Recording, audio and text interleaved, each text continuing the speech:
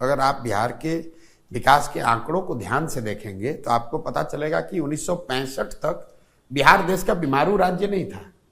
बिहार देश के 10 सबसे बेहतर राज्यों में था।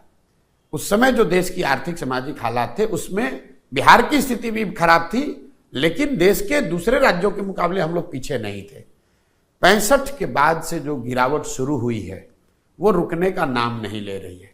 उसमें एक थोड़ा सा छोटा सा पॉज 2005 से 2010 के कालखंड में दिखा जब नीतीश कुमार एनडीए की सरकार बनी, लेकिन वो क्षणिक था। फिर पुनः वही स्थिति हो गई।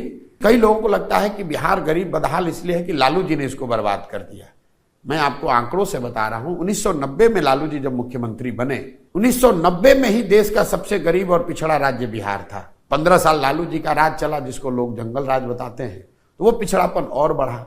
2005 में जब नीतीश कुमार मुख्यमंत्री बने तो देश का सबसे गरीब, पिछड़ा, निरक्षर, भुखमरी, पलायन वाला राज्य बिहार था।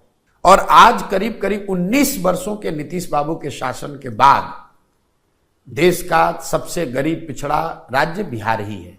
हम लोग एक पायदान भी ऊपर नहीं बढ़े हैं। कहीं ना कहीं ये आपको हमको मानना होगा कि जिस रास्ते पर बिहार का समाज, यहाँ की राजनीति, यहाँ के नेता चले हैं, उससे आप बिहार की स्थिति में आमूलचूल परिवर्तन की परिकल्पना नहीं कर सकते। ये बात प्रशांत किशोर नहीं कर रहे हैं, ये 30-40 वर्षों के आंकड़े बता रहे हैं, अनुभव बता रहा है।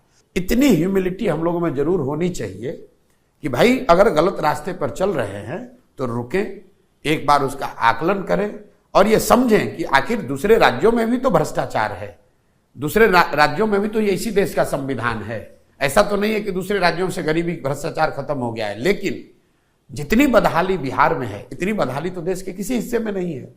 तो कहीं ना कहीं ये सोच बिहार के जनमानस में आनी चाहिए और उस सोच के आधार पर इससे निकलने का प्रयास होना चाहिए, और उसी प्रयास के दिशा में जनसुराज एक ईमानदार कोशिश है।